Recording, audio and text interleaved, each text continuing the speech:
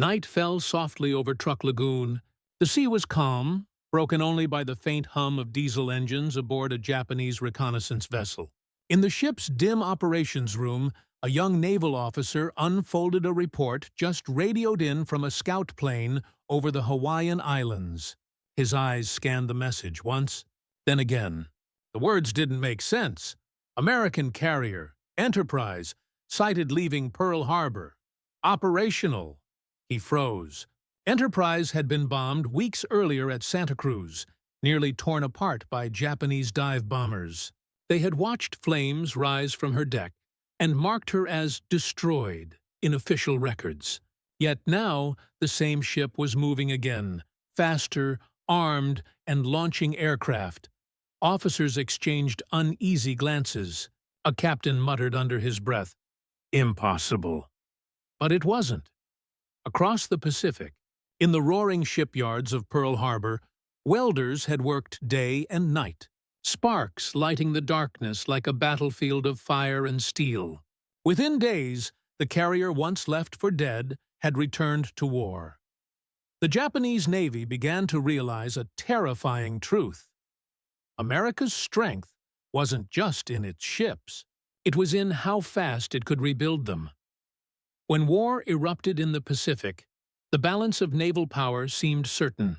Japan's Imperial Navy had spent decades perfecting carrier warfare. Its aviators were battle-hardened, its fleet modern, and its tactics built on precision and surprise. The United States, though vast in territory and industry, was caught unprepared. At dawn on December 7, 1941, Japanese carrier aircraft struck Pearl Harbor. The attack lasted barely 2 hours, but the devastation left behind was staggering. Battleships burned in their berths. Columns of black smoke rose into the Hawaiian sky. More than 2,400 Americans were dead, and much of the Pacific Fleet lay in ruin. To Japan, it seemed that their bold gamble had succeeded beyond expectation. In Tokyo, the mood among naval officers was almost triumphant. Admiral Isoroku Yamamoto, though privately cautious, recognized that Japan now held a short-lived but powerful advantage. The Americans had been dealt a blow that, in theory, would take years to recover from. Japan's shipyards, meanwhile, were running at full speed, producing destroyers, cruisers, and aircraft faster than ever before. By early 1942, Japan's naval juggernaut stretched across the Pacific. From the Philippines to Singapore, from Rabaul to the Solomon Islands, its expansion seemed unstoppable.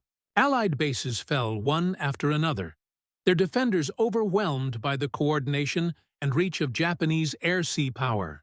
For the first time in history, aircraft carriers had become the true capital ships of modern warfare, and Japan appeared to be their undisputed master. American naval officers, recovering from Pearl Harbor, knew the situation was dire. 4 of their 8 battleships were sunk or crippled. The aircraft carriers that had escaped destruction were now the only tools capable of striking back. USS Enterprise, USS Lexington, USS Yorktown, and USS Hornet carried the hopes of an entire nation on their steel decks. Every pilot, mechanic, and sailor understood that if any of those ships were lost, the Pacific could be lost with them. In Japan's war rooms, confidence bordered on arrogance. Intelligence officers calculated that each damaged or sunk American carrier would take at least a year, possibly 2, to rebuild. The U.S. industrial base, they believed, was vast but slow. Repair docks were few, and the logistical chains to the Pacific were long. Japanese planners assumed that a steady rhythm of decisive battles would keep America on its knees. They would strike, retreat, and strike again. Faster than the U.S. could replace what was lost. To the Imperial Navy, this was the essence of Kantai Kessen, the decisive battle doctrine that had shaped Japanese strategy since the early 20th century. But this doctrine rested on a dangerous assumption that America would fight the war like Japan did, slowly, methodically, and within traditional limits. That assumption would prove fatal. Even as smoke still rose from the wrecks in Pearl Harbor, American engineers were already at work. Shipyard crews cleared debris, welded torn steel, and tested engines. Naval architects rethought repair logistics, improvising mobile workshops and floating dry docks that could follow the fleet into the Pacific. Instead of waiting for ships to return home, they brought the shipyards closer to the front lines. By March 1942, the Pacific Fleet was already regaining strength. USS Yorktown, damaged during the early raids in the Pacific, was patched, tested, and declared battle-ready weeks ahead of schedule. The tempo of repair work was something no one, not even senior U.S. admirals, had fully predicted. And while Japanese commanders celebrated their victories at sea, a quiet transformation was underway across America's industrial heartland. From California to New York, shipyards lit up the night sky with molten sparks. Civilians, machinists, welders, electricians, and women working industrial jobs for the first time, became the invisible army behind the steel. Japan had no idea what was coming, because in the next months, the myth of American slowness would collapse, and the first shock would come not from new ships being built, but from old ones returning to battle faster than anyone thought possible. The secret to America's comeback wasn't luck. It was organization, speed, and the ability to turn chaos into production. After Pearl Harbor, the U.S. Navy realized that traditional repair methods, long waits at home ports, limited dock capacity, and slow manual rebuilds would no longer work. The Pacific War was mobile and relentless. Carriers could be damaged one week and needed again the next. Waiting months for full restoration meant surrendering the initiative. Admiral Chester W. Nimitz, newly appointed Commander-in-Chief of the Pacific Fleet, understood this better than anyone. When he arrived at Pearl Harbor just weeks after the attack, the air still smelled of oil and burned steel. But instead of despair, Nimitz saw potential. Beneath the wreckage were skilled engineers and repairmen who had already begun to bring ships back to life. He ordered that every ship that could float, even those half-submerged, be repaired, salvaged, or repurposed. Pearl Harbor's naval yard became a 24-hour operation. Crews worked under floodlights, welding plates through the night. Sparks showered across the docks like fireflies. The air rang with the hammering of rivets and the grinding of steel. In just weeks, ships once written off as lost were being rearmed and sent back to sea. The destroyer USS Shaw, famously photographed exploding in the early attack, was rebuilt and fully operational by mid-1942. The cruiser USS Helena, heavily damaged, returned even sooner. And the aircraft carriers, the core of American sea power, became the highest priority. What made these repairs so fast wasn't just manpower. It was mobility and innovation. The Navy began building floating dry docks, enormous steel platforms that could lift entire warships from the water for repair, anywhere in the Pacific. They could be towed thousands of miles and anchored near combat zones. This meant a damaged carrier didn't have to limp home across the ocean. It could be patched and rearmed within days. Ship repair ships, known as ARs and ADs, followed battle fleets like shadows. These vessels were essentially mobile workshops, carrying machine tools, spare parts, and skilled workers. When a carrier took a bomb hit, these floating repair teams swarmed it within hours. Pumps cleared flooding compartments. Steel plates were welded over hull breaches, and electrical systems were rerouted to get the ship fighting again. At home, the great naval yards at Mare Island, Bremerton, and Puget Sound became industrial fortresses. The coordination between them and Pacific bases was astonishing. Every damaged component had a replacement on standby. Engines, propellers, flight deck panels, even catapult systems. If one yard was overloaded, another took over. Civilian industry, too, played its part. Automobile plants retooled to produce ship fittings. Locomotive factories turned out turbines. In California, Assembly lines ran non-stop, producing not only aircraft, but also the parts needed for repair: rivets, armor plates, hydraulic pumps. It was a national mobilization of repair as much as of production. By mid-1942, the U.S. Navy had achieved something no navy in history had done. It had turned ship repair into a continuous war front. While Japan's naval yards were thousands of miles from its fleets, America's repair network stretched across the Pacific, like an industrial web. Japanese reconnaissance aircraft began to notice something strange. Carriers they had damaged, sometimes believed sunk, kept reappearing within weeks. At Coral Sea, they struck Yorktown hard, tearing open her hull and crippling her power. Japanese intelligence reported her as destroyed.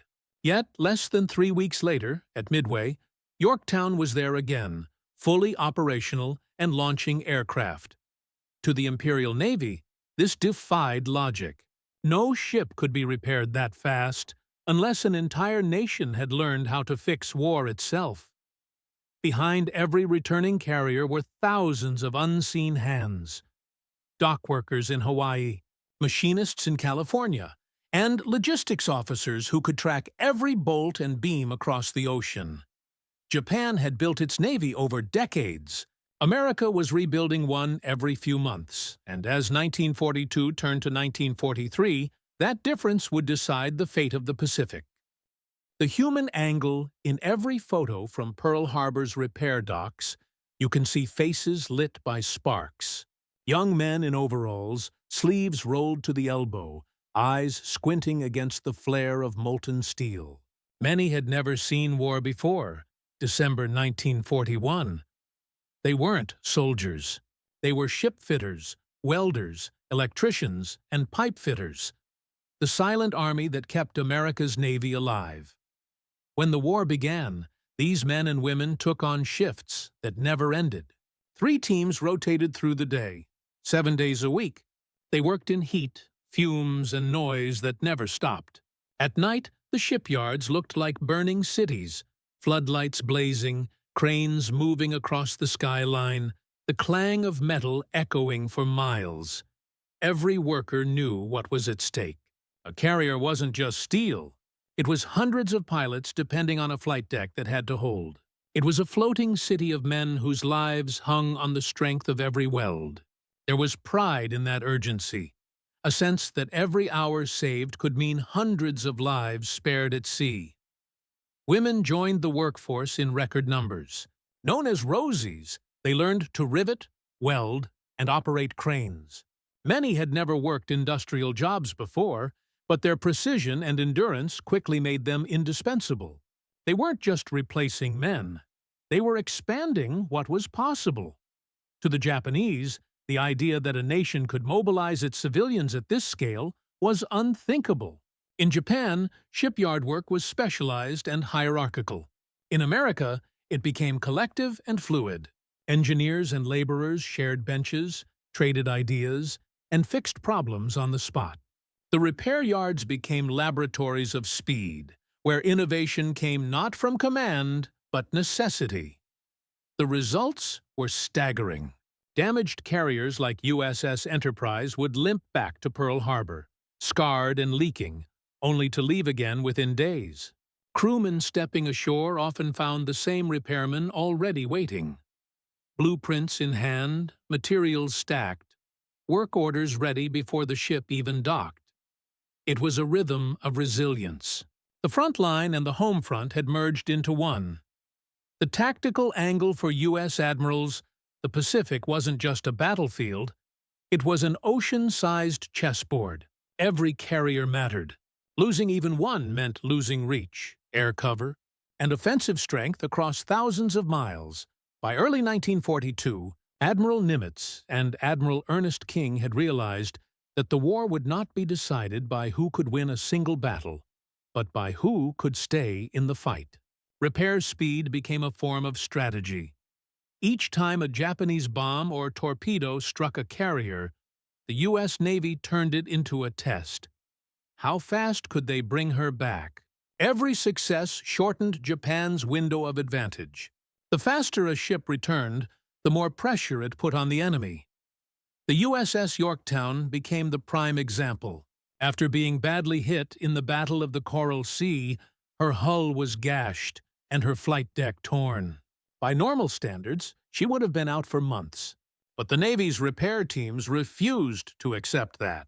In 72 hours, an impossible deadline, crews at Pearl Harbor worked non-stop. Welders patched her hull, engineers replaced power systems, and deck crews reinforced her structure with temporary supports.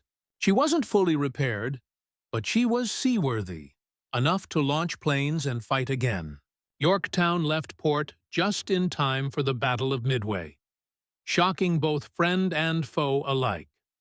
That 72-hour miracle wasn't luck. It was the product of preparation.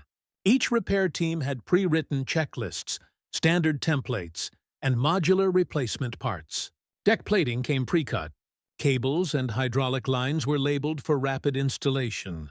It was industrial warfare taken to its logical extreme, a system so streamlined that damage itself became predictable. Meanwhile, Japan's carriers faced the opposite problem.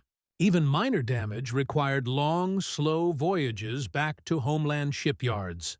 Repairs took months. Resources were scarce. Each lost carrier meant an irreplaceable gap in Japan's fighting line. To American commanders, this difference was transformative. It meant that Japan could not win a prolonged war. Every time a U.S. carrier returned to action faster than expected, it chipped away at the psychological edge the Japanese once held. From a tactical standpoint, rapid repair turned into a weapon of endurance. Battles became less about who could hit hardest, and more about who could recover first. That concept, recovery as strategy, would soon define the rest of the Pacific War. And as American carriers kept returning from near destruction, Japanese intelligence officers began asking the same unsettling question: how are they doing this? The intelligence angle by late 1942, reports from Japanese reconnaissance flights began puzzling naval intelligence officers in Tokyo. Carriers they had struck, sometimes believed destroyed, kept reappearing in different parts of the Pacific. The name Yorktown had already caused disbelief after Midway. Then came Enterprise, bombed repeatedly, yet back in battle faster than Japanese analysts could comprehend. Aerial photos taken weeks apart showed her deck patched, her markings changed, and her aircraft complement restored. Inside the Naval General Staff building, intelligence officers compared photographs, intercepted communications, and submarine observations. The data didn't add up. Their reports, once confident and precise, were now riddled with contradictions. Japan's Navy had always prided itself on accuracy. Its reconnaissance units were among the best in the world. But even their sharpest eyes could not explain what they were seeing. The same ships, repaired almost overnight, sailing under the American flag again.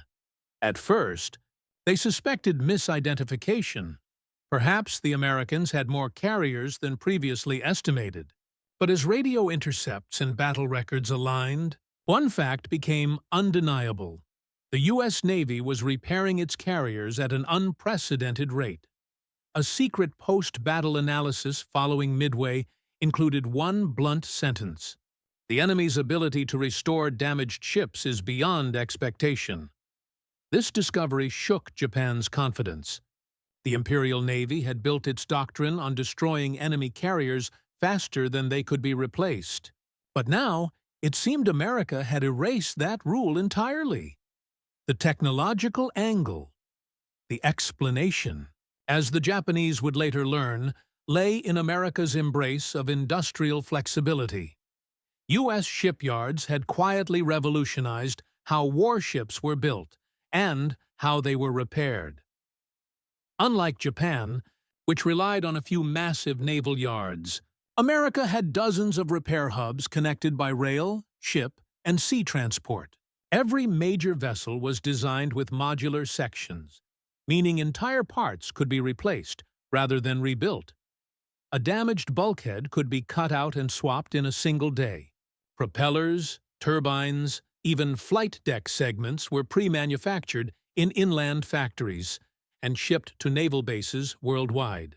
Engineers designed systems to be repairable first, perfect second.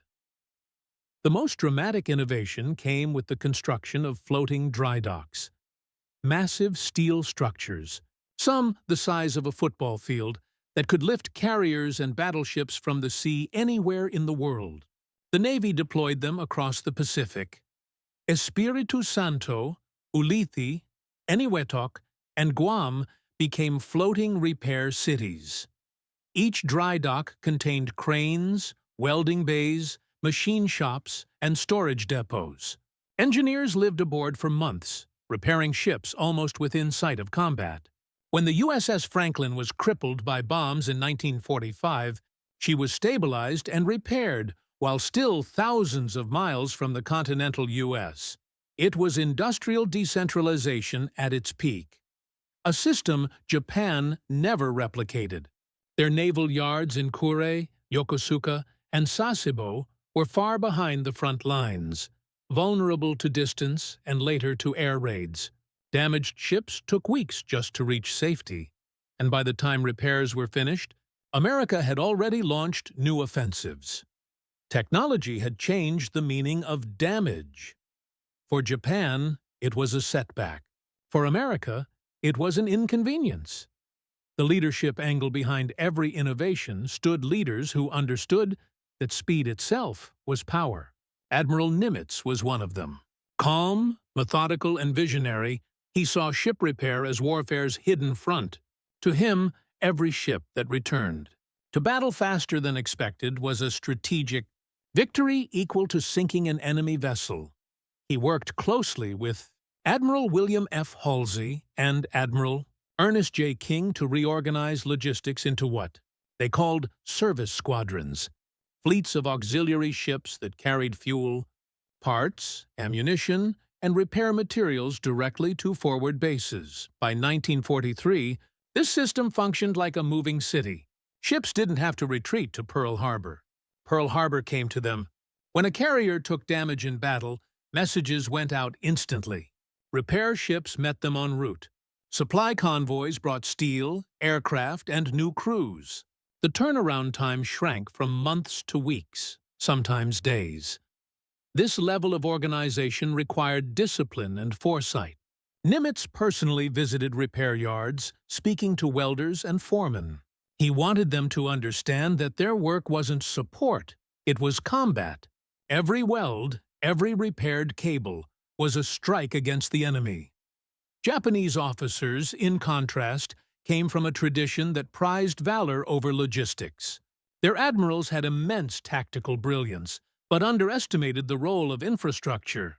They saw shipyards as background noise, not as part of the battlefield. That cultural gap widened as the war dragged on. By 1943, while Japan's carriers waited months in home ports for restoration, American ones rotated through the Pacific like a conveyor belt of power. When intelligence officers briefed Japan's Naval High Command about this phenomenon, they could only describe it in one word: unbelievable. To the men studying those reports in Tokyo, America's secret seemed supernatural, as if their ships were resurrected by unseen forces. But it wasn't magic. It was planning. It was manpower. It was an industrial nation learning to repair faster than it was destroyed. That revelation, that America's strength lay not just in firepower, but in recovery, would lead directly to one of the most decisive turning points of the war. Because soon, the Japanese would face an enemy whose carriers they thought were gone, only to meet them again in the greatest naval showdown of the Pacific. By early 1945, the world outside the wire was collapsing. Across the Atlantic, German cities lay in ruins. The once proud Wehrmacht was retreating on every front, and Allied bombers filled the skies above Berlin. Inside America's prisoner of war camps, the news arrived slowly, through Red Cross bulletins, censored letters, and guarded radio announcements. But the message was clear. The Reich was dying. For thousands of German POWs, this moment was the breaking point. Some refused to believe it. Others fell into silence, staring across the fences as though they could see home crumbling beyond the horizon. At Camp Hearn, Texas, the atmosphere shifted. Guards noticed the change immediately. The prisoners' songs, once filled with military pride, grew quiet. Work groups moved slower. In the evenings, small knots of men gathered around radios, listening to the BBC's German-language broadcasts, waiting for news they already feared. But amid the despair came something unexpected. A human awakening. With the war's end approaching, American authorities began loosening certain restrictions. Security remained strict, but trust began to grow. POWs who had proven disciplined were allowed to attend church services in nearby towns or perform supervised labor outside the wire. They worked on farms, helped build irrigation systems, even repaired school buildings. For many, these were their first encounters with ordinary American life beyond the fence. The experiences left deep impressions. One former prisoner, Carl Schmidt, later recalled his shock when a local farmer handed him a cold bottle of Coca-Cola after a day of picking cotton under the Texas sun. "I did not know what to do," he wrote. "I was his enemy, yet he smiled and said, 'Drink.'" Stories like this spread quickly within the camps. Men who had once imagined America as brutal and chaotic now described it as strangely kind. Some began collecting English words, eager to understand the people around them. Others painted or wrote poetry about the wide fields and open skies. At Camp Algona in Iowa, the prisoners built a miniature nativity scene from plaster and wood during Christmas 1944. It was detailed and beautiful, complete with handmade figurines and painted scenery. When the townspeople heard about it, they were astonished. The camp commandant allowed the display to be shown publicly. Hundreds of Americans came to see it, many leaving in tears. For the German prisoners, that small act of creation, shared freely with their former enemies, became a symbol of reconciliation long before the war was even over. Yet even as understanding deepened, tension never vanished completely. In some camps, fanatical Nazi prisoners grew desperate to maintain control. They spread rumors that Germany's secret weapons would turn the tide, that Hitler was alive, that surrender was a lie. When other prisoners began to express admiration for the Americans or to question Nazi propaganda, they were branded traitors. American officers watched these conflicts carefully. They separated loyalists from moderates, establishing segregation camps to isolate the most dangerous agitators. At Camp Tonkawa, Oklahoma, a violent outburst in late 1943 had already proven how quickly ideology could turn deadly, when Nazi hardliners murdered a fellow prisoner accused of collaboration. That incident remained a warning for every camp commander in the years that followed. By 1945, however, the ideological grip had weakened. Defeat was undeniable, and the illusions of Nazi superiority dissolved day by day. As the Americans continued to uphold the Geneva Rules, feeding, clothing, and protecting the prisoners, many Germans began to see their captors in a new light. Some wrote reflections in camp journals, quietly comparing Hitler's regime to what they witnessed in captivity.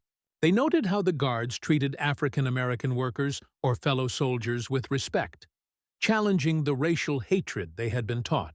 They observed that discipline here came not from fear, but from fairness. The turning point wasn't marked by a single event. It was gradual, human, and deeply personal.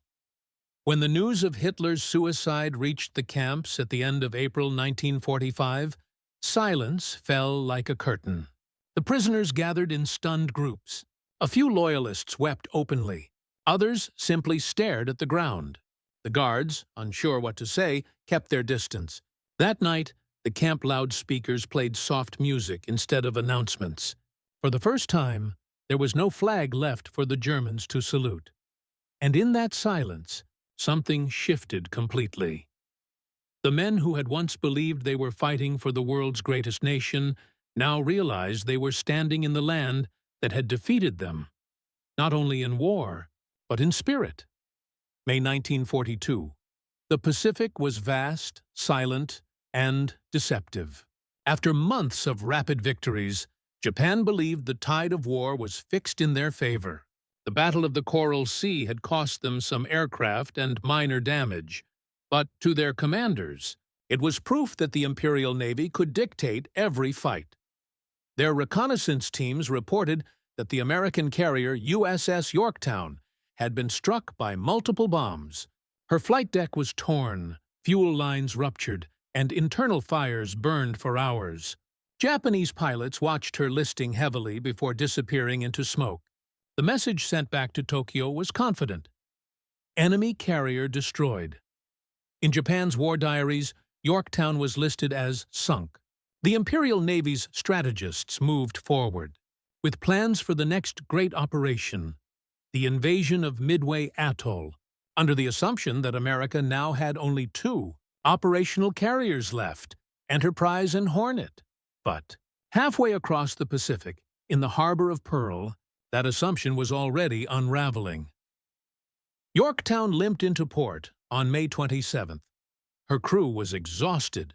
Deck plates were scorched and bulkheads buckled. Engineers estimated at least 90 days of work before she could sail again. Admiral Chester Nimitz disagreed. He knew what was coming. Japan's fleet was on the move. If Yorktown couldn't fight, America would be outnumbered and outmatched at Midway. The order went out immediately. Repair her in 72 hours. No one argued. There was no time to. That night, thousands of workers from Pearl Harbor Naval Shipyard descended on the wounded carrier. Welders swarmed the decks. Cranes lifted mangled aircraft overboard. And engineers worked beneath floodlights so bright they turned night into day.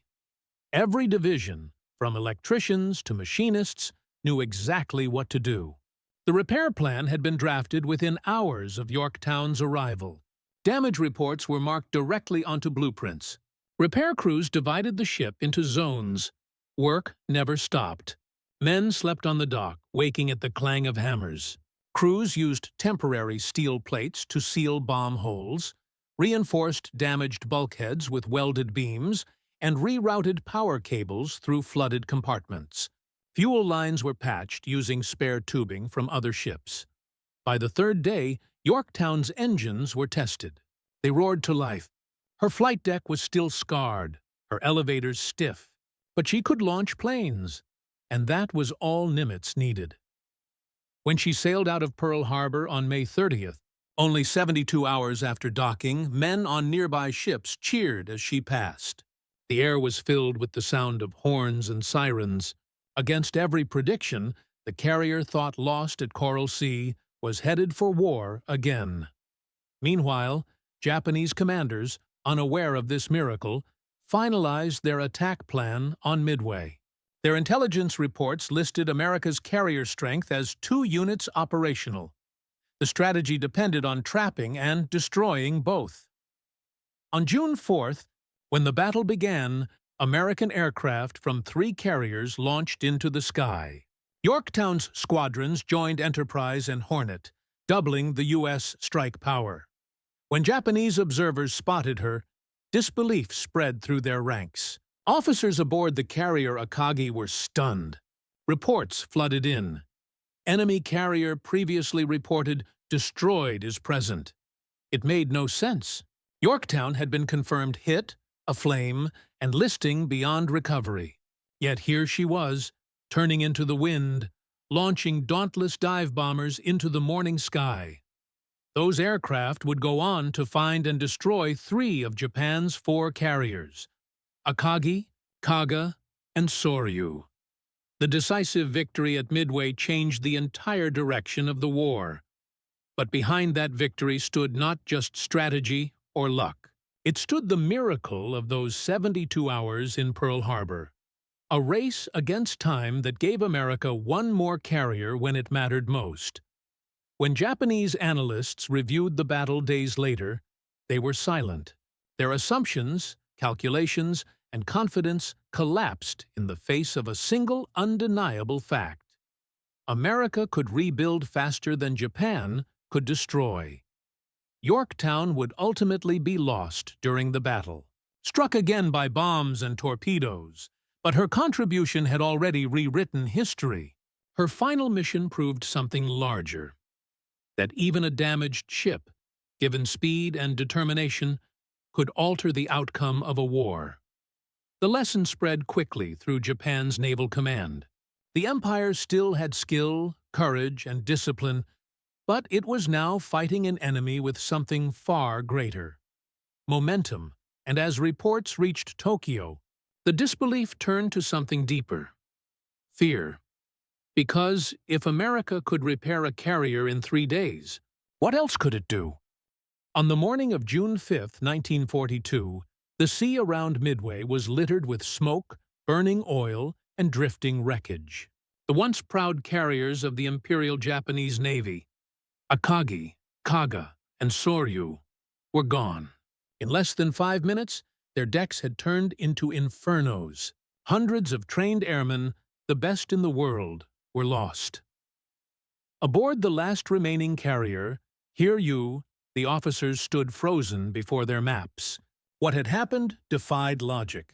Their reconnaissance planes had reported only 2 American carriers before the attack. Yet when the battle began, 3 separate flight decks launched waves of planes against them. Rear Admiral Taemon Yamaguchi, commander of Hiryu, refused to believe it at first. "It cannot be Yorktown," he said quietly. That ship was finished at Coral Sea. But minutes later, as enemy torpedo planes approached again, the unmistakable silhouette appeared on the horizon through the haze. The same flat-topped ship with its unique island structure and the battle scars still visible along her starboard side. Yorktown, alive, operational, fighting. Back. The shock rippled through the Japanese. Command like a physical blow. Intelligence officers had assured Admiral Isoroku Yamamoto that America had only 2 carriers left. Every strategy, every movement of ships, aircraft, and refueling points had been planned around that fact. The reappearance of Yorktown shattered the foundation of their entire operation. For the first time in the Pacific War, Japan's officers realized that their assumptions were failing them. As Hiryu launched her counterattack, Yamaguchi knew what he was facing. "We will strike back with everything we have," he said. His pilots managed to hit Yorktown with 2 bombs, setting her aflame again. For hours she burned, and then, impossibly, her crew fought back the fires, saved her, and brought her engines back online. When a second wave of torpedoes finally crippled her beyond repair, the carrier still refused to die easily. Even in her last hours, she drew Japanese attention and aircraft away from the rest of the American fleet. A sacrifice that helped the U.S. deliver the final, fatal counterattack on Hiryu herself. By nightfall, all 4 of Japan's frontline carriers lay burning or sunk. Over 250 of the Empire's best pilots were gone. For Yamamoto, sitting aboard his flagship Yamato hundreds of miles away, the reports came in slowly and painfully. Each coded message confirmed the unthinkable. His strike force, the pride of Japan's Navy, had been annihilated.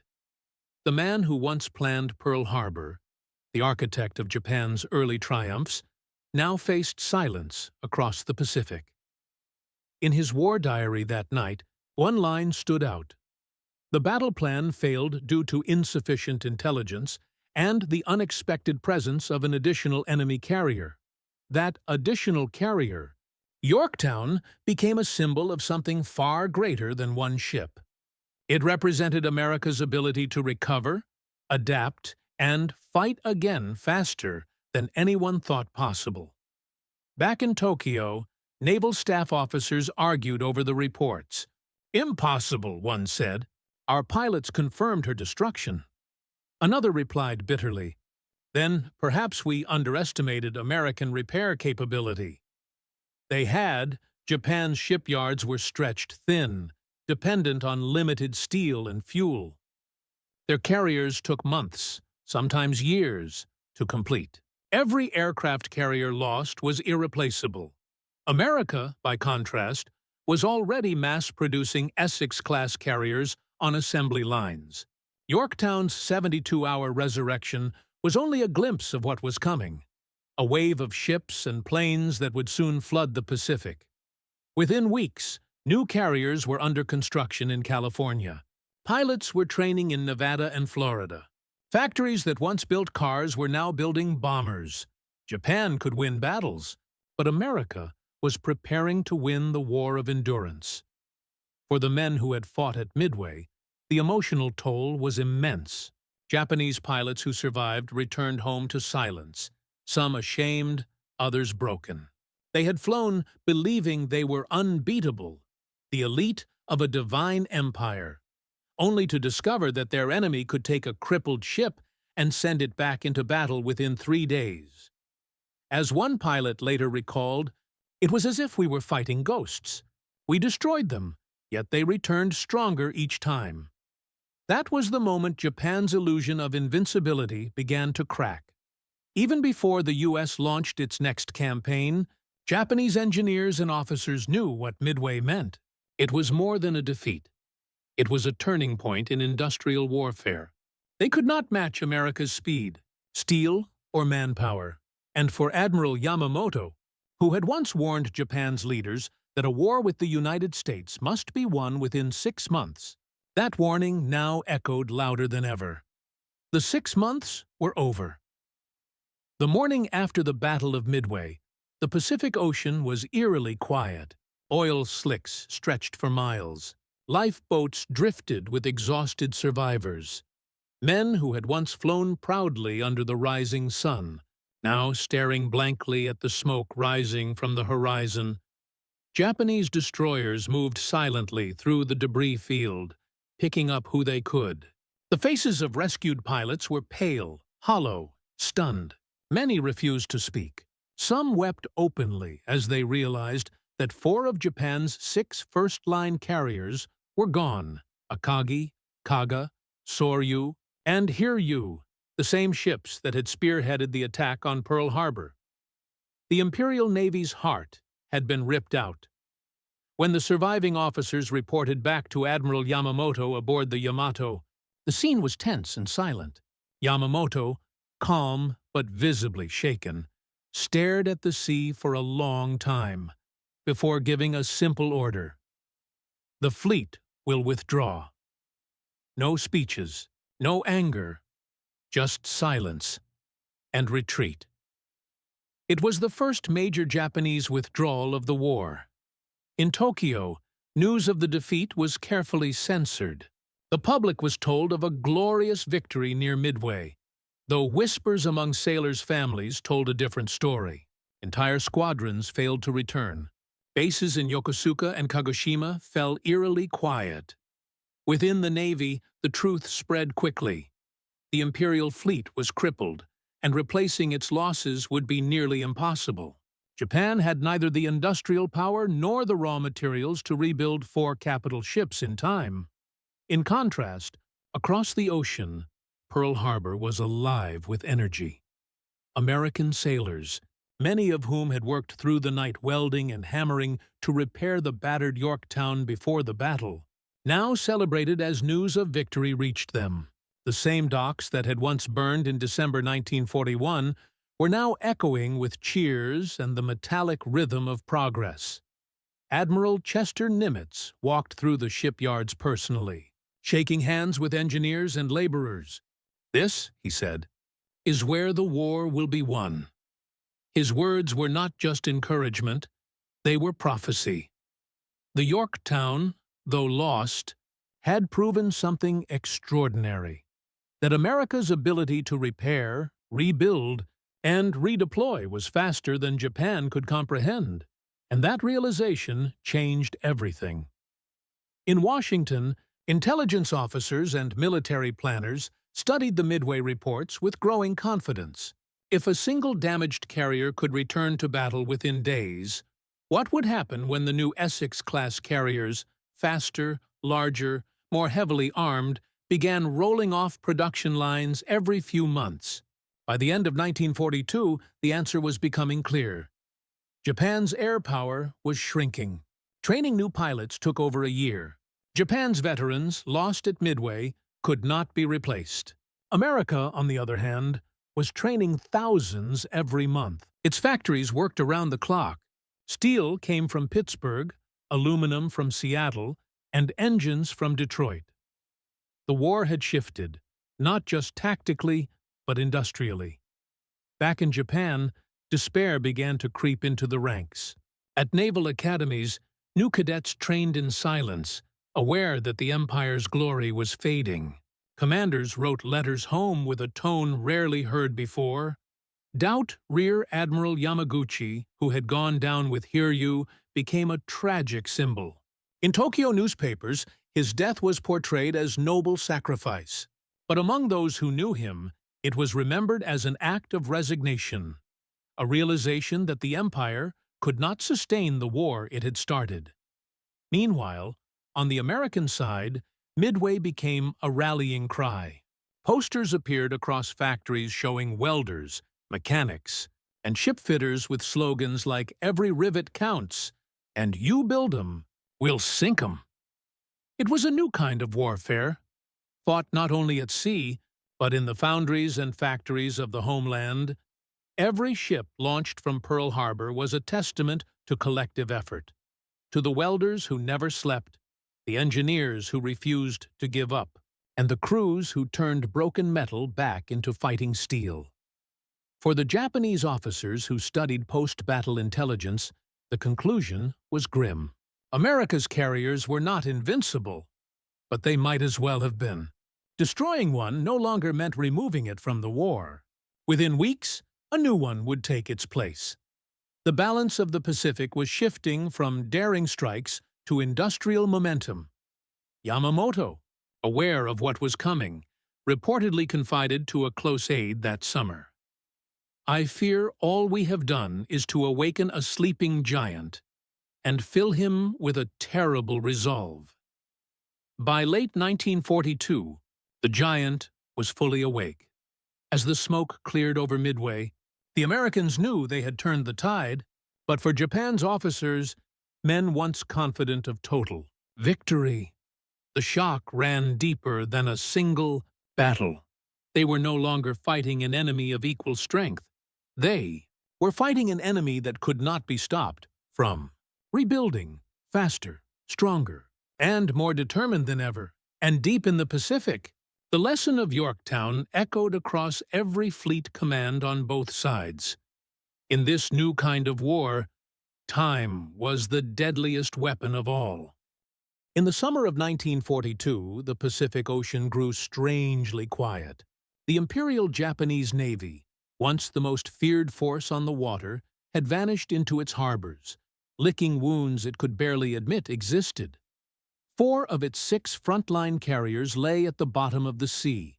Its elite air crews, men who had trained for years and mastered carrier warfare before anyone else, were gone. Japan's naval power, though still formidable on paper, had been mortally wounded. The loss was not just in ships and men, but in time, the one thing Japan could never replace. Rebuilding a single carrier required tens of thousands of tons of steel, millions of man-hours, and resources that Japan simply didn't have. Every rivet, every drop of fuel, every replacement engine had to travel across thousands of miles of ocean already threatened by American submarines. The United States, on the other hand, was just beginning to hit its stride. By August 1942, shipyards in California, Virginia, and New York were operating 24 hours a day. Sparks rained from scaffolds as half-built carriers loomed over the docks. In Pearl Harbor, cranes swung non-stop, lowering new engines and flight decks into ships that had been damaged only weeks earlier. The scale was staggering. Between 1942 and 1945, the United States would launch more than 100 aircraft carriers, from massive fleet carriers to smaller escort versions that provided air cover for every convoy and amphibious landing. Japan, in the same period, managed fewer than a dozen. The difference defined the rest of the war. Where Japan fought desperately to protect what little remained, the U.S. Navy shifted to an aggressive offensive strategy. Under Admiral Chester Nimitz and Admiral Raymond Spruance, carrier task forces became mobile strike machines, fast, flexible, and relentless. Each ship now represented more than a weapon. It was a symbol of America's unstoppable rhythm of production and repair. The Battle of Midway had proven that speed, not just of ships, but of recovery, could determine the outcome of entire campaigns. In the months that followed, this lesson shaped every American decision. When the carrier Saratoga was torpedoed in August 1942, repair crews restored her to full combat readiness in less than 2 months. The Japanese expected her to be out of action for the year. She was back in the Solomon Islands before they even realized it. Every time Japan thought it had crippled the U.S. fleet, the same miracle repeated itself. From the perspective of Japanese intelligence, it seemed unreal. They counted their victories carefully.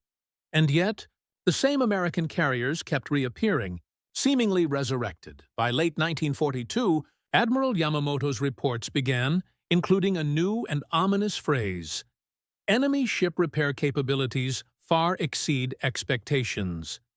This was the turning point in strategy.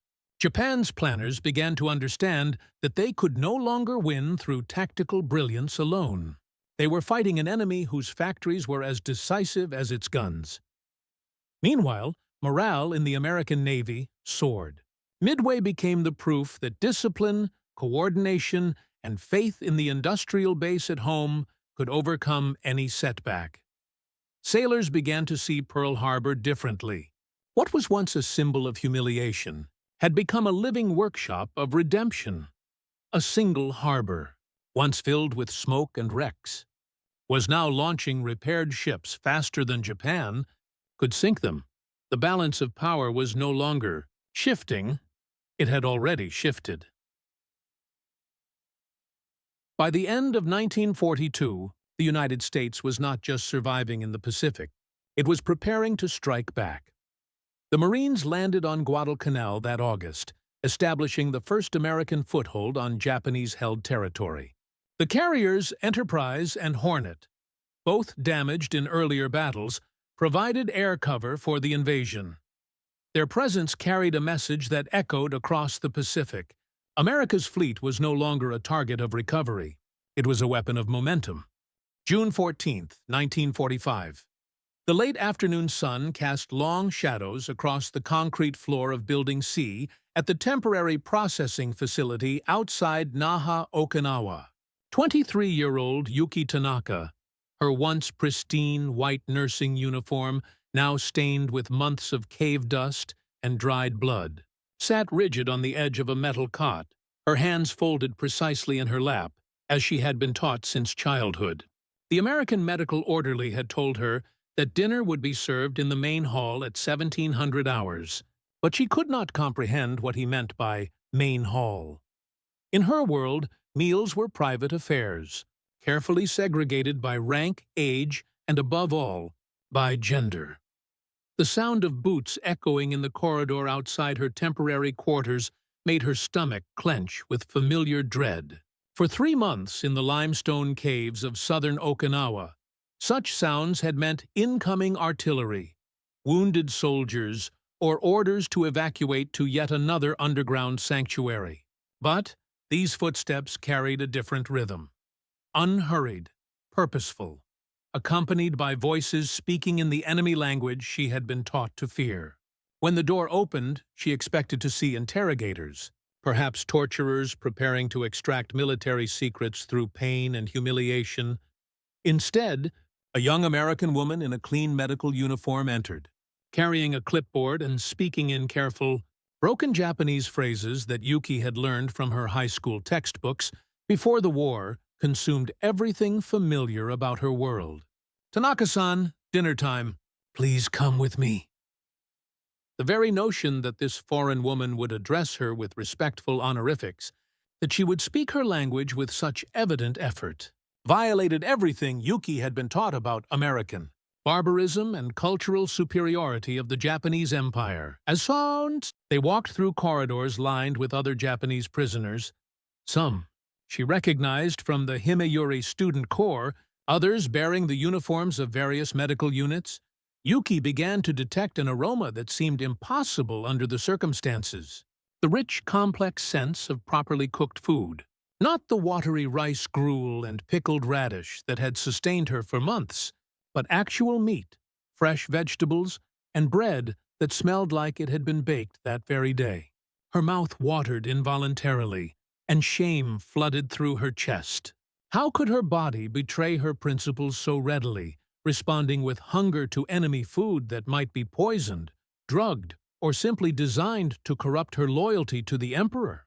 The double doors to the main hall opened, and Yuki Tanaka stopped walking entirely, her mind struggling to process the scene before her. Long wooden tables filled the space, surrounded by chairs where men and women sat together, eating from the same plates, drinking from identical cups, engaged in casual conversation that crossed gender lines with an ease that seemed profoundly unnatural to her rigidly structured understanding of proper social behavior. American soldiers, men who should have been weak with starvation according to every radio broadcast she had heard, sat beside Japanese women prisoners, offering them bread, pointing to different dishes, attempting conversation through gestures and broken phrases in both languages. Most shocking of all, American women, nurses, clerks, and other military personnel sat at the same tables as their male colleagues, laughing at shared jokes, participating in discussions about medical procedures and administrative matters with a casual equality that challenged every assumption Yuki had absorbed about the natural order of civilized society in the traditional Japan that had shaped her worldview. Meals were solemn affairs governed by precise hierarchies. Men ate first, served by women who knelt silently beside them, refilling rice bowls and teacups without being asked. Women ate separately, often in the kitchen or in designated areas away from male company, their conversations restricted to domestic matters and whispered gossip about neighborhood affairs. Even in the military medical units where she had served, male doctors and orderlies ate at different times than female nurses and medical students, maintaining the proper social boundaries that distinguished civilized Japanese society from the chaotic individualism of Western barbarians. But here, in this American facility, those boundaries had dissolved completely. She watched in fascination and horror as a young American nurse, perhaps her own age, reached across the table to help herself to vegetables from a serving dish, her bare arm passing directly in front of a male sergeant, who simply moved his coffee cup slightly to give her more room. No bowing, no apologies for the intrusion, no acknowledgement that she had violated fundamental principles of proper feminine behavior. The casual intimacy of the gesture, so devoid of the careful formality that governed even the simplest interactions between men and women in Japanese society, struck Yuki as both liberating and deeply threatening. An elderly American doctor with gray hair and kind eyes approached her as she stood frozen in the doorway, speaking in accented but surprisingly fluent Japanese that suggested years of study and practice. "Tanaka-san, please sit wherever you are comfortable. There is plenty of food for everyone, and you are welcome at any table." The very concept of choosing where to sit, of making such a decision based on personal comfort rather than social protocol, seemed as foreign to her as the language she was hearing. She finally selected a chair at the end of a table occupied primarily by other Japanese prisoners, reasoning that this would minimize her exposure to the disturbing spectacle of mixed-gender dining while still allowing her to observe this unprecedented social experiment. The American medical orderly who had escorted her to the hall placed a metal tray before her, laden with foods that she recognized intellectually but had not seen in their proper form for years. The rice was white and perfectly cooked, each grain distinct and flavorful, not the brownish gruel mixed with barley and wheat husks that had become standard throughout the Japanese Empire as food supplies dwindled. The vegetables were crisp and colorful, carrots that were actually orange rather than the yellowed, half-rotten specimens that reached the caves through sporadic supply drops, cabbage that was fresh and green rather than wilted and bitter, potatoes that had been peeled and cooked with care rather than thrown whole into a pot with their skins still caked with dirt. There was meat on her plate, actual beef that appeared to have come from healthy cattle rather than the gristly scraps occasionally available to medical personnel during the final months of the Okinawa campaign. The bread was soft and white, made from genuine wheat flour rather than the mixture of sawdust, acorn meal, and rice hulls that Japanese military bakers had been forced to use as ingredients became scarce. Butter, real butter, not the gray, rancid substitute that had characterized Japanese institutional meals, sat in small portions beside each slice. But it was not merely the abundance that shocked her.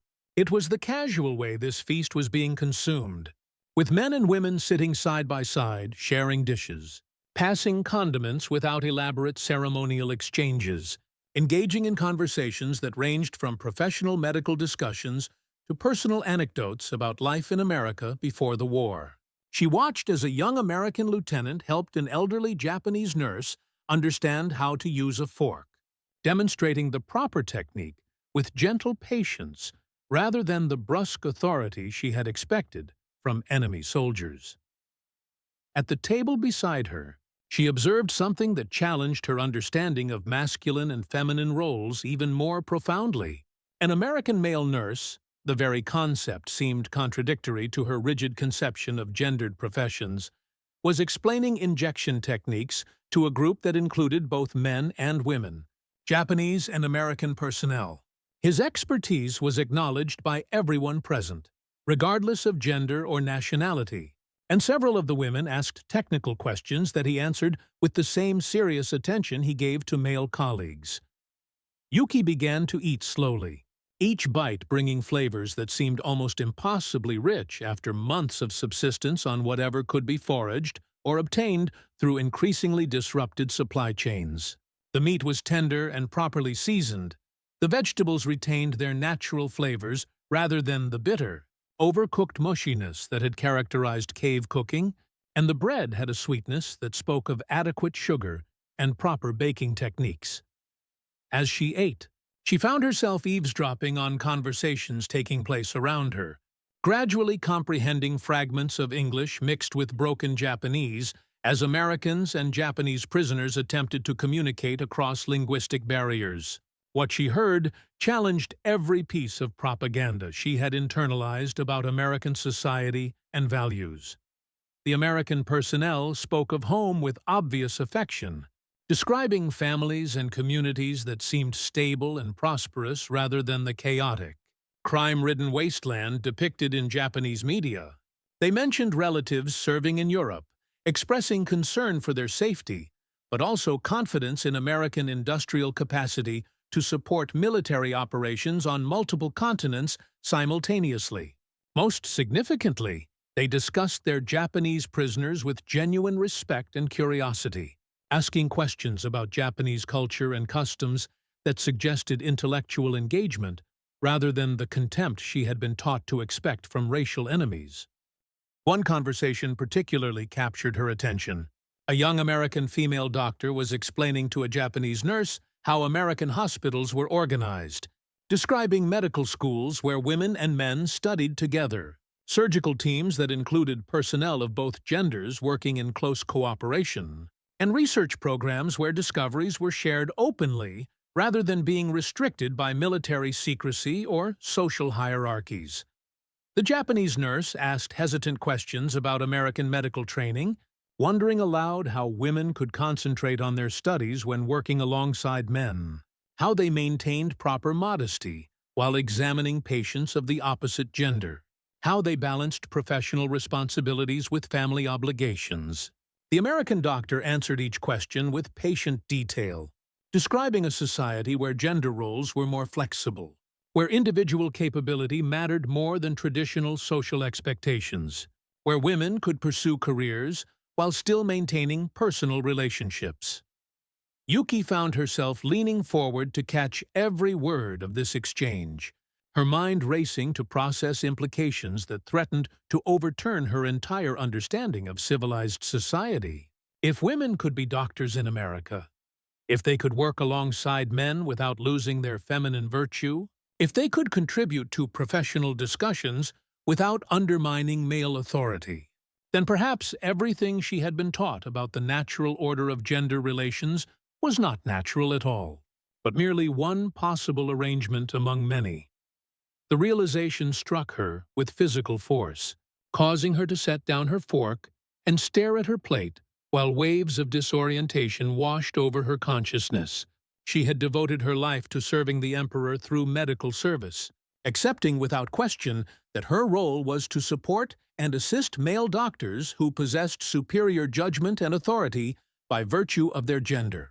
She had never questioned why women were excluded from certain medical procedures, why they were not permitted to perform surgery independently, why their opinions carried less weight in treatment decisions, even when their knowledge and experience equaled or exceeded that of their male colleagues.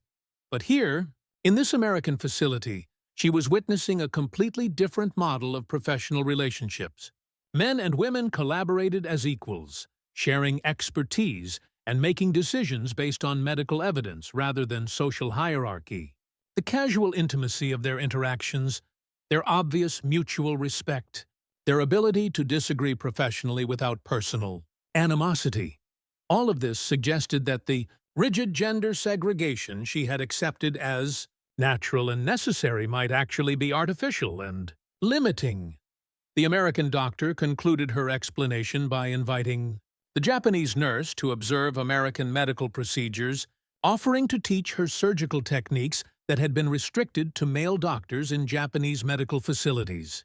"Your knowledge and skill are what matter," she said in her careful Japanese. "Gender should not determine what you are capable of learning or achieving in medicine." Yuki watched the Japanese nurse's face transform as she processed this invitation, seeing emotions flicker across her features that ranged from excitement to terror to something approaching hope. Here was an offer to transcend the limitations that had governed her entire professional life, to explore capabilities that had been denied to her simply because of her gender. The internal conflict was visible in her expression, the desire to learn warring with internalized beliefs about proper feminine behavior, intellectual curiosity battling against loyalty to traditional values. As the evening progressed, Yuki observed other interactions that gradually undermined her confidence in the superiority of Japanese social organization. American personnel treated their Japanese prisoners with consistent courtesy, regardless of rank or gender, offering medical care that exceeded anything available to Japanese military personnel during the final months of the war. They answered questions about American society with apparent honesty, describing both strengths and weaknesses without the propaganda flourishes that had characterized all information she had received about enemy capabilities and intentions. Most disturbing of all was the growing realization that American abundance was not temporary or artificial, but represented the normal condition of their society even during wartime. The casual way Americans treated what she considered luxury items, discarding bread crusts without thought, serving generous portions without apparent concern for waste, offering seconds and thirds to anyone who requested them, suggested industrial and agricultural capabilities that dwarfed anything Japan could hope to match. When she asked a young American medic about food supplies, wondering whether this abundance was a special display designed to impress prisoners, his response shattered her remaining faith in Japanese propaganda about enemy weakness. "Oh, this is just standard military rations," he explained. "Nothing special. Back home, civilians are eating much better than this, even with rationing. Our farmers are producing more food now than before the war started, and our factories are running at full capacity. The implications of this casual statement reverberated through her consciousness like physical blows. If American military personnel considered this feast to be routine, if their civilian population was eating better than their soldiers, if their industrial capacity was actually expanding during the war rather than being exhausted by it, then every assumption about the strategic balance had been catastrophically wrong. She thought of the wounded soldiers she had treated in the caves, men who had fought with desperate courage while surviving on handfuls of rice mixed with sawdust, who had endured surgery without anesthesia because medical supplies had been exhausted months earlier, who had died not from enemy weapons, but from infections that could have been prevented with adequate antiseptics and proper nutrition. She thought of the propaganda broadcasts that had sustained their morale during the darkest moments, promising that American forces were also suffering from shortages, that their supply lines were failing, that their industrial capacity was being overwhelmed by the demands of global warfare. All lies. All of it had been lies designed to maintain fighting spirit in the face of impossible odds, to prevent the kind of realistic assessment that might have led to surrender before the destruction became complete. She had contributed to spreading those lies, reassuring wounded soldiers that their sacrifice was meaningful, that victory was still possible, that the Emperor's divine blessing would ultimately triumph over American material advantages. The metal fork felt heavy in her hand as she contemplated the magnitude of the deception. How many men had died believing the lies she had helped to propagate? How many families had been destroyed by a war that was unwinnable from the beginning? How many women like herself had sacrificed their youth and health in service to leaders who had known the truth but had chosen to pursue a course that could only end in national catastrophe? The conversation around her began to fade into background noise as she struggled with these revelations. The casual laughter of Americans and Japanese sharing a meal, the sight of men and women collaborating as equals, the abundance of food that represented only routine military provisions, all of it combined, to create a picture of American society that bore no resemblance to the propaganda she had internalized throughout her adult life. When the meal concluded and she was escorted back to her quarters, Yuki carried with her more than the physical satisfaction of adequate nutrition. She carried the beginning of a transformation that would fundamentally alter her understanding of gender, society, and the nature of civilized behavior. The communal table had become a window into possibilities that she had never been allowed to imagine, and the view through that window would continue to expand her awareness of what human relationships could become when freed from artificial restrictions and traditional hierarchies. In the weeks that followed, as more Japanese prisoners arrived at the facility and underwent the same shocking introduction to American dining customs, a pattern emerged that would prove decisive in shaping post-war Japanese society. Women who had been raised to accept subordination began to question why such subordination was necessary. Men who had been taught that their authority derived from gender rather than competence began to recognize the arbitrary nature of social hierarchies. And both groups began to understand that the communal table represented more than just a different way of sharing food. It represented a different way of organizing human relationships, based on mutual respect rather than rigid hierarchy. The implications would extend far beyond individual psychology. As these prisoners were eventually repatriated to Japan, they carried with them new ideas about gender roles, social organization, and the possibilities for human cooperation that transcended traditional boundaries. The communal table had planted seeds of transformation that would grow into the democratic reforms of the American occupation, the women's rights movements of the 1950s, and the gradual evolution of Japanese society toward greater gender equality in the decades that followed. But on that June evening in 1945, Yuki Tanaka simply lay on her cot in the darkness, staring at the ceiling and trying to process the fundamental challenge to everything she had believed about proper feminine behavior, social hierarchy, and the nature of civilized society. The taste of real butter still lingered on her tongue, but it was the memory of men and women eating together in casual equality that would prove to be the more lasting and transformative flavor. The transformation did not occur overnight, nor was it without internal conflict and emotional turmoil. As June melted into July and more Japanese prisoners arrived at the facility with accounts of conditions throughout the crumbling empire, Yuki found herself caught between competing loyalties and evolving understanding. Her devotion to the emperor remained intact, but her faith in the wisdom of Japanese leadership had been severely shaken by daily exposure to evidence of their catastrophic miscalculations about American capabilities and intentions. The communal dining hall had become her laboratory for observing American social behavior, and each meal brought new revelations about the possibilities for human interaction when freed from the rigid constraints that had governed her entire life. She watched American women engage in technical discussions about medical procedures with a confidence and expertise that would have been considered unseemly in Japanese society. She observed American men listen respectfully to female colleagues, acknowledging their insights and expertise without any apparent threat to masculine authority. Most significantly, she began to participate in these interactions herself, asking questions and offering observations that would have been inappropriate for a woman in traditional Japanese settings.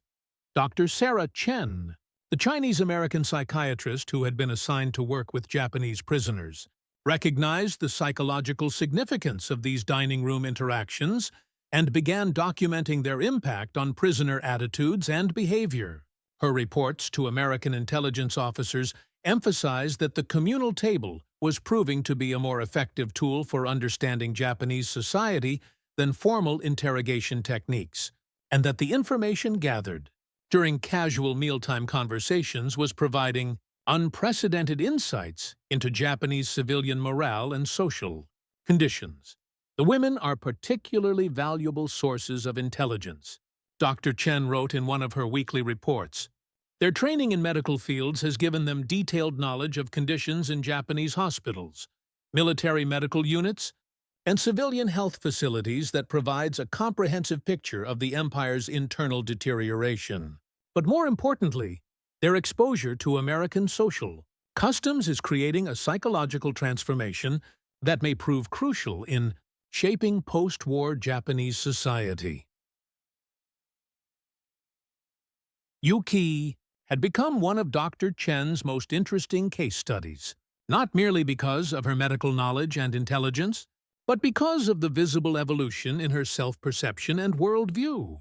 The young woman who had arrived at the facility 3 weeks earlier, bowing deeply to every American she encountered and speaking only when directly questioned, had gradually become an active participant in dining room discussions, offering insights about Japanese medical practices and asking detailed questions about American society and customs. The change was most evident during a conversation that took place in late July, when a newly arrived group of Japanese nurses expressed shock and dismay at seeing men and women eating together in the facility's dining hall. Yuki found herself defending American customs, explaining to her countrywomen that the casual interaction between genders did not represent moral corruption but rather a more efficient and humane way of organizing professional relationships. I thought the same thing when I first arrived, she told the newcomers in Japanese, aware that Dr. Chen was listening to the conversation with obvious interest. I was convinced that American women had lost their feminine virtue, that American men had abandoned their proper authority. But after watching them work together for weeks, I have begun to understand that they accomplish more through cooperation than we achieve through separation. The conversation continued for nearly an hour, with Yuki describing her observations of American medical teams where men and women collaborated as equals, where decisions were made based on professional expertise rather than gender hierarchy, where individual capability mattered more than traditional social roles. Her newfound ability to articulate these ideas to defend them against skeptical questioning from her countrywomen represented a profound shift in her understanding of herself and her capabilities. Dr. Chen recognized that Yuki was undergoing what she termed ideological reconstruction, a process where fundamental assumptions about society and human nature were being examined and modified in response to new experiences and information. This was not the result of coercion or propaganda, but rather the natural consequence of exposure to alternative models of social organization that proved to be more effective and humane than traditional Japanese customs. The intelligence value of this transformation extended far beyond individual psychology. As Yuki and other female prisoners began to articulate their changing perspectives on gender roles, social hierarchy, and political authority, they provided American analysts with crucial insights into the mindset of educated Japanese women who might play important roles in post-war reconstruction efforts. Their accounts of conditions in Japanese medical facilities revealed the extent to which the war had degraded essential services, while their reactions to American abundance provided clear evidence that Japanese civilian morale was far more fragile than official propaganda suggested. Most importantly, their evolving attitudes toward gender equality and democratic social organization indicated that Japanese society might be more receptive to fundamental reforms than American. Policymakers had previously believed the communal table had become a symbol of democratic values in action, demonstrating through daily practice that cooperation between equals produced better results than hierarchical authority based on traditional social roles. The women who shared those meals would carry these lessons back to Japan, where they would contribute to the social and political transformations that would reshape Japanese society during the American occupation and beyond. As August 1945 approached, bringing with it the atomic bombings, Soviet entry into the war, and Japan's eventual surrender, the female prisoners who had experienced American abundance and democratic social customs would find themselves uniquely positioned to understand the magnitude of the changes that lay ahead. They had seen firsthand that alternative models of social organization were not only possible but more effective than traditional Japanese customs, and they possessed the intellectual framework necessary to participate constructively in the reconstruction of their devastated homeland. The taste of real butter had been shocking enough, but the flavor of equality, the possibility that human relationships could be based on mutual respect rather than rigid hierarchy, would prove to be the more lasting and transformative experience. The communal table had offered them a glimpse of what their society could become, and that vision would sustain them through the difficult years of reconstruction that lay ahead. In her final report, before the facility was closed and its prisoners repatriated, Dr. Chen wrote, "The transformation we have witnessed in these women represents one of the most hopeful developments of this terrible war. They have discovered that human dignity and social progress are not incompatible with feminine virtue, that cooperation between equals produces better results than hierarchical authority, and that individual capability matters more than traditional social roles. When these women return to Japan, they will carry with them the seeds of democratic transformation that may prove more valuable than any military victory in ensuring lasting peace between our nations." The communal table had served its purpose, not as a tool of propaganda or coercion, but as a window into possibilities that had always existed but had been hidden by artificial constraints and traditional limitations. The Japanese women who had shared those meals would spend the rest of their lives working to transform their society, inspired by the memory of butter that was actually yellow, bread that was soft and white, and the revolutionary idea that men and women could eat together as equals. Yuki Tanaka returned to Japan in September 1945, carrying in her luggage a small notebook filled with observations about American medical practices, social customs, and democratic principles. But she carried in her memory something far more valuable: the knowledge that human relationships could be based on mutual respect rather than rigid hierarchy.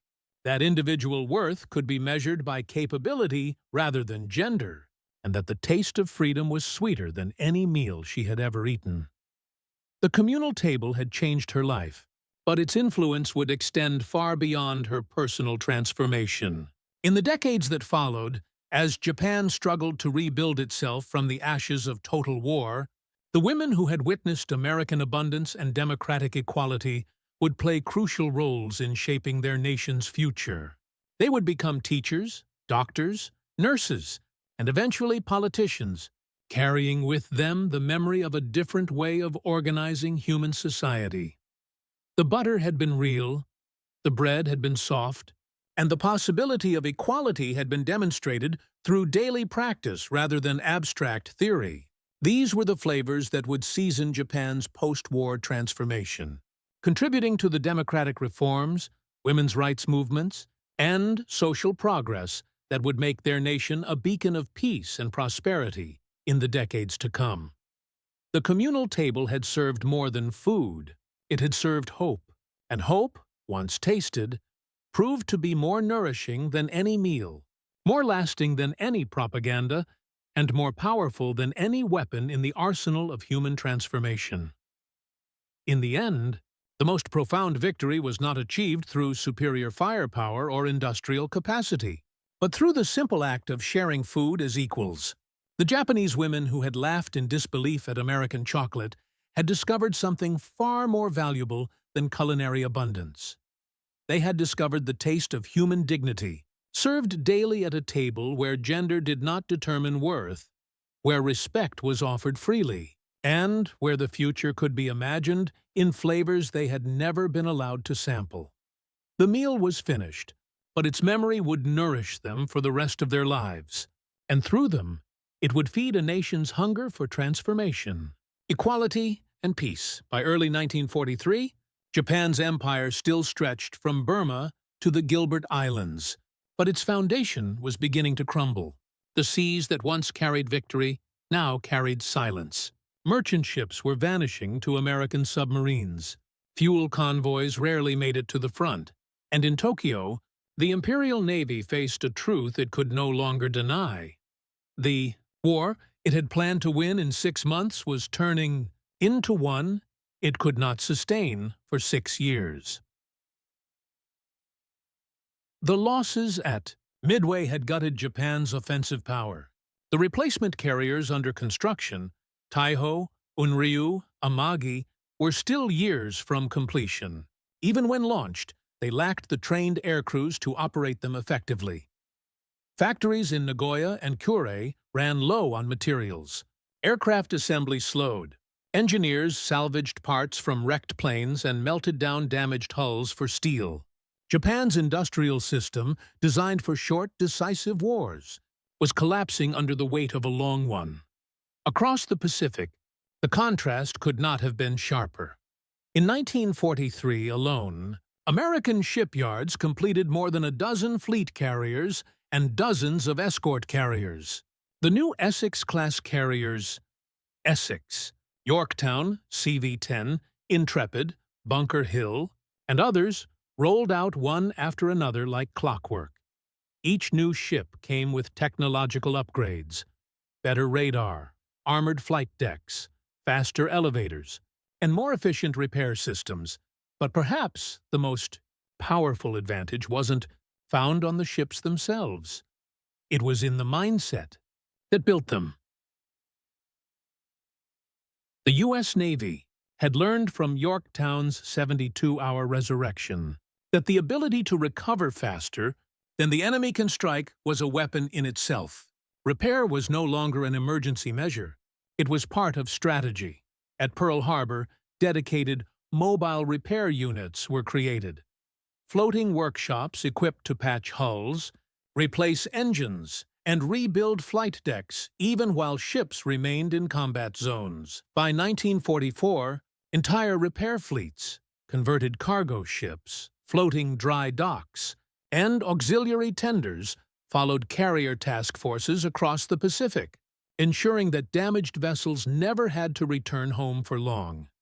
This innovation effectively erased distance as a Japanese advantage. At Truk Lagoon, Rabaul, and the Marianas, Japanese commanders repeatedly reported the same phenomenon. American ships return to battle before ours can even leave the dock. The psychological toll inside the Japanese Navy was immense. Commanders who once prided themselves on precision and discipline now faced the impossible, a war against time itself. Officers in the Naval General Staff grew increasingly divided.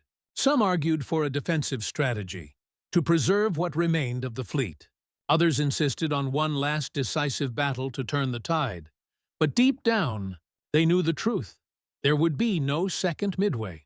Admiral Yamamoto's death in April 1943, when his aircraft was ambushed and shot down by American fighters, marked the symbolic end of Japan's naval supremacy. With him died the vision of a quick, honorable victory. His successors inherited an empire running out of everything: oil, steel, planes, and, perhaps most crucially, time. Meanwhile, in American factories, the hum of machinery became the soundtrack of triumph. Women worked beside men, welding bulkheads and riveting armor plates. Posters above the assembly lines showed Yorktown's charred deck with the caption, "Repaired in 72 hours. Keep building." The message was clear. No setback was permanent. By 1944, that philosophy had reshaped the Pacific War entirely. When the U.S. launched the island-hopping campaign, from the Gilberts to the Marshalls, the Marianas to the Philippines, its fleets moved like an unstoppable tide. Every time a carrier was hit, it was repaired. Every time a ship was damaged, it returned stronger. And every time Japan struck, America struck back sooner than logic should have allowed. In the end, Japan's officers no longer feared the carriers themselves. They feared the speed with which America could make them rise again. When historians look back at the Pacific War, they often point to Midway as the turning point, the day Japan's advance was stopped. But beneath the battles, the ships, and the numbers lies a quieter truth. The war was not won by destruction, but by recovery. The American carrier fleet's ability to rise from the ashes, sometimes literally, revealed something new about warfare. Strength was no longer measured by how much one could destroy, but by how quickly one could rebuild. Yorktown's story became a symbol of that truth. A ship nearly lost at Coral Sea, repaired in 72 hours, returned to fight at Midway, and helped alter the course of history. Her decks carried not just planes, but the will of a nation that refused to stay broken. In a sense, America's greatest weapon wasn't steel or firepower. It was time, compressed, conquered, and turned into force. Every hour saved in the shipyards, every plate welded under floodlights, every engineer who refused to rest, all became part of the battle. The Japanese officers who witnessed this transformation saw something that strategy alone couldn't explain. They had mastered precision, discipline, and courage, but they were facing a new kind of power, one born from industrial unity and human endurance. When Admiral Yamamoto warned that Japan had awakened a sleeping giant, he wasn't speaking only of armies or fleets. He meant the collective resolve of a people who could take a wound and turn it into momentum. That was the real lesson of Midway, and of every ship that sailed afterward. Wars may begin with shock and destruction, but they are won by those who can rise from both. As the Pacific waves rolled over the wrecks of the fallen carriers, the message was clear. In the modern world, survival wasn't about avoiding damage. It was about what you did after it, and in that, America had proven unstoppable.